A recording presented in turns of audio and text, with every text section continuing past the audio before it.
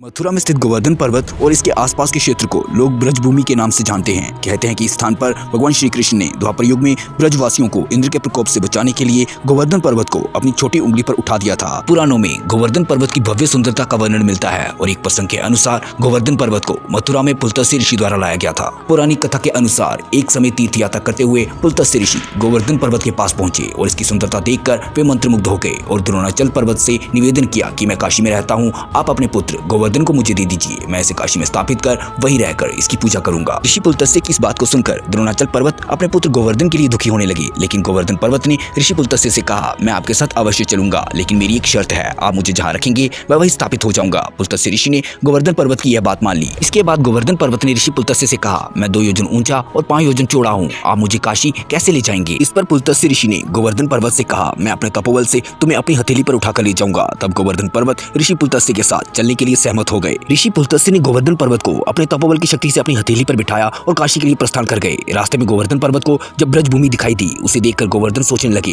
कि भगवान श्री कृष्ण यहाँ बाल्यकाल और किशोर काल की बहुत सी लीलाएं करेंगे, अगर मैं यहीं रह जाऊं तो उनकी लीलाओं को देख सकूंगा। यह सोचकर गोवर्धन पर्वत ने पुलत्स्य ऋषि के हाथों में अपने वजन को बढ़ा दिया। हाथों में पड़े पर्वत के वजन को देखकर पुलत्स्य ऋषि को विश्राम करने की आवश्यकता महसूस हुई। इसके बाद पुलत्स्य ऋषि ने गोवर्धन पर्वत को ब्रज में ही रखकर विश्राम करने लगे। पुलत्स्य ऋषि यह बात भूल गए कि उन्होंने गोवर्धन पर्वत को यह वचन दे रखा है कि उन्हें गोवर्धन पर्वत को कहीं रखना नहीं है। कुछ देर बाद पुलत्स्य ऋषि ने गोवर्धन पर्वत को वापस उठाने लगे, लेकिन गोवर्धन पर्वत ने ऋषि पुलत्स्य से कहा, अब मैं यहाँ से कहीं नहीं जा सकता, मैंने आपसे पहले ही आग्रह किया था, आप मुझे जहाँ रखेंगे मैं वहीं स्थापित हो जाऊंगा। पुलत्स्य ऋषि गोवर्धन पर्वत को काशी ले जाने का हठ करने लगे, लेकिन गोवर्धन वहाँ से नहीं हिला। अपने प्रयास में विफल होने के कारण पुलत्स्य ऋषि ने क्रोधवश गोवर्धन पर्वत को यह श्राप दिया कि तुमने मेरे मनोरथ को पूर्ण होने नहीं दिया, अतः आज से प्रतिदिन तिल तिल कर तुम्हारा क्षरण होता जाएगा, फिर एक दिन तुम धरती में पूरी तरह से समाहित हो जाओगे। और तभी से गोवर्धन पर्वत तिल तिल कर धरती में समाने लगा। मान्यता है कि कलयुग के अंत तक यह धरती में पूरी तरह से समा जाएगा। हालांकि यह केवल धार्मिक मान्यता ही नहीं है, बल्कि वैज्ञानिक विशेषज्ञों ने भी बताया है कि 5000 साल पहले गोवर्धन पर्वत 30,000 मीटर ऊंचा हुआ करता था और अब यह पर्वत केवल 30 मीटर ही ऊंचा रह गया है। भगवान श्री कृष्ण ने ही ब्रज के लोगों को गोवर्धन पर्वत की पूजा करने के लिए प्रेरित किया था और तभी से इस पर्वत की पूजा और परिक्रमा की जाती रही है।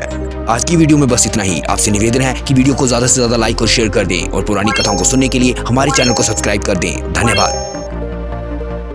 दोस्तों, अगर अभी तक आपने हमारे चैनल को सब्सक्राइब नहीं किया है तो चैनल को सब्सक्राइब कर दें और साथ में बेल आइकन दबा दें ताकि आपको हमारी आने वाली वीडियो की अपडेट तुरंत मिल जाए।